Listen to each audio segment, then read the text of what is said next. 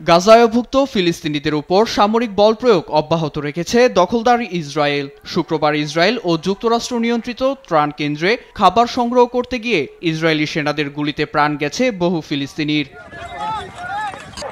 এদিন উপত্যকার পূর্ব খান ইউনিসের বানি সুহেলা গ্রামেও ড্রোন দিয়ে হামলা চালায় ইসরায়েলি প্রতিরক্ষা বাহিনী। ছাড় পায়নি দক্ষিণের আল মাওয়াসি শরণার্থী শিবিরে থাকা বাস্তুচ্যুতরা।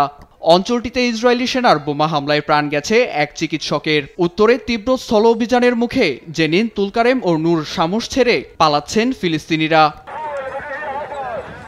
এর মধ্যেই গাজার নেটজেরিম করিডোরে ত্রাণ বিতরণের খবরে নানা প্রান্ত থেকে ছুটে যায় ফিলিস্তিনিরা। অনেকেই পায়ে হেঁটে পাড়ি দেন 15 কিলোমিটারের পথ। তবে ত্রাণের পরিবর্তে হামলার শিকার হয়ে ফিরতে হয় তাদের। এর মধ্যেই গাজায় ত্রাণ সরবরাহ সচল রাখতে গাজা হিউম্যানিটেরিয়ান ফান্ডসের হাতে 30 মিলিয়ন মার্কিন ডলারের সহায়তা তুলে দেয়া হবে বলে নিশ্চিত করেছে যুক্তরাষ্ট্র। একাধিক মানবাধিকার সংস্থা প্রস্তাবটিকে সাধুবাদ জানালেও বিতরণ প্রক্রিয়া নিয়ে উদ্বিগ্ন গাজাবাসী।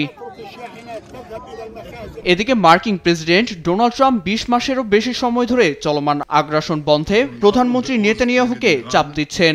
এছাড়া যুদ্ধবিরতি বাস্তবায়নের লক্ষ্যে মার্কিন পররাষ্ট্রমন্ত্রী মার্কো রুবিও ও ইসরায়েলের কৌশলগত বিষয়ক মন্ত্রী রন ডরমার ফোনালাপ করেছেন বলে জানায় ইসরায়েলি গণমাধ্যম হায়োম।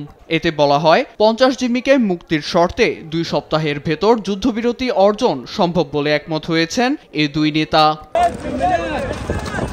আরও বলা হয় ফিলিস্তিনি শাসক গোষ্ঠীদের নির্বাসিত করে গাজার শাসনভার 4টি আরব রাষ্ট্রকে দেয়া হবে, যার মধ্য দিয়ে বাস্তব রূপ নিতে পারে দ্বিরাষ্ট্র প্রতিষ্ঠা রূপরেখা। এতে নিয়ন্ত্রণের দায়িত্ব সংযুক্ত আরব আমিরাত ও মিশরের হাতে থাকলেও বাকি 2 রাষ্ট্রের নাম উল্লেখ করা হয়নি, যদিও এ প্রস্তাবে সম্মত নয় হামাস। নীরব দাস, নিউজ ডেস্ক, দেশ টিভি।